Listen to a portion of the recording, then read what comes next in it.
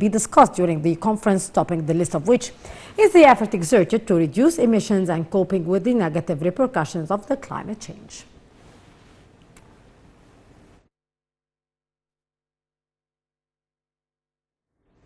To shed light on the issue, we are very much delighted to be joined over the phone by Ambassador Gamal Bayoumi, former Assistant Foreign Minister.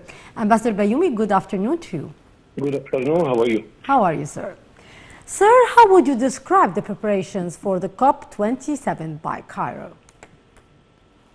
Sam Shukri is a very busy man. Indeed. I think he doesn't appear at his own house very often.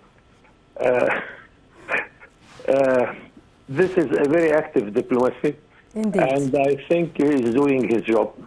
I am quite sure that he has seen many things like that, and he will continue his efforts in order to allocate a sort of international front to come to reason concerning what we are concerned about, especially that we are using the same atmosphere, the same environment, and some of them are doing bad, very bad to this environment.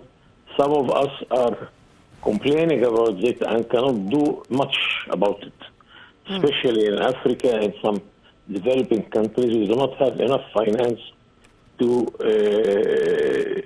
face what the bad things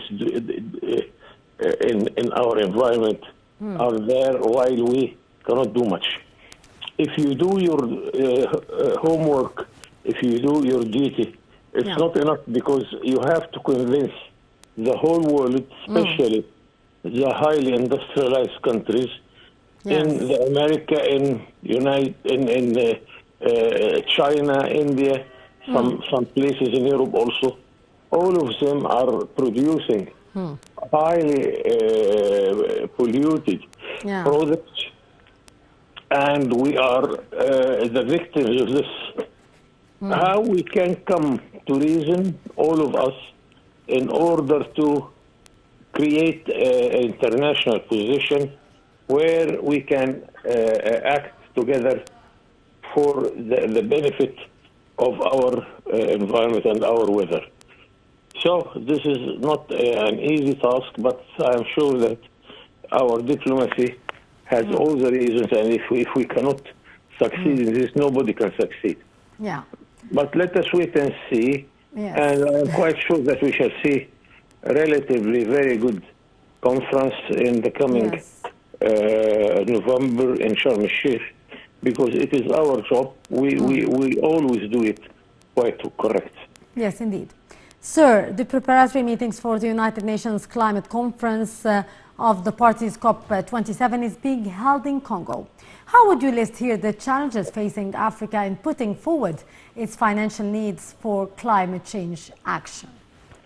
The whole world promised to prepare something like finance like $100 billion to help those who do not have the means and the ways of finance.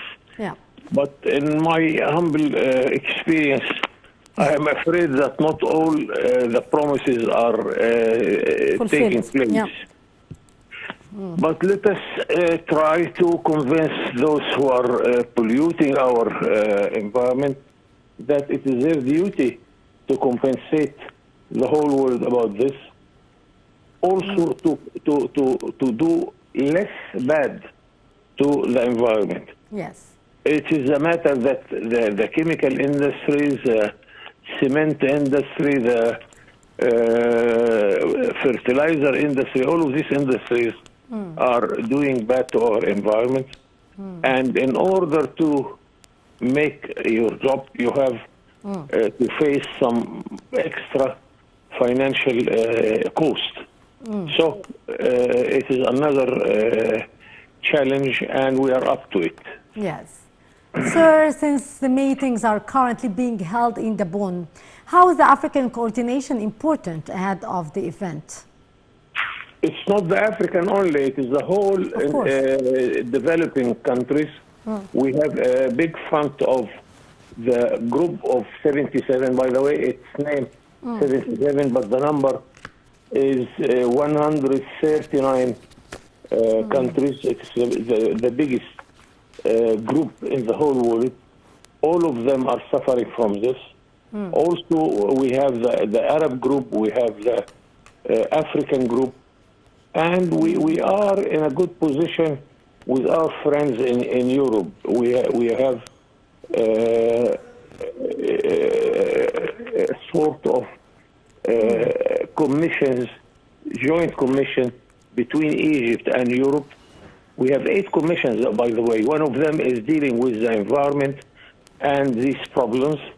And I think we already raised these matters in front of this commission. And Europe is doing a little bit better than what is happening in the United States and in China. Sir, what are your expectations over Cameroon's aspiration here that COP27 would contribute to crystallizing a unified African position? It is a must, by the way, because the whole world wouldn't accept a failure in Sharm el-Sheikh.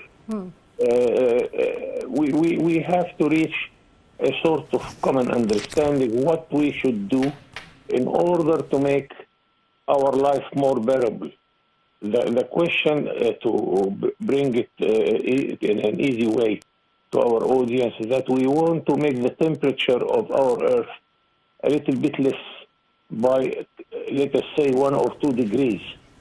Otherwise, we shall be flooded by water in our seas. You can see this in our north coast, where the Mediterranean is becoming a little bit higher than our Earth, and our Earth is diminishing because of this.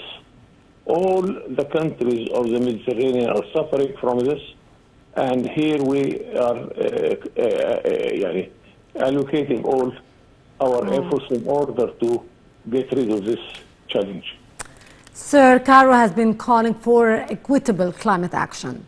How would you elaborate on the term equitable climate action?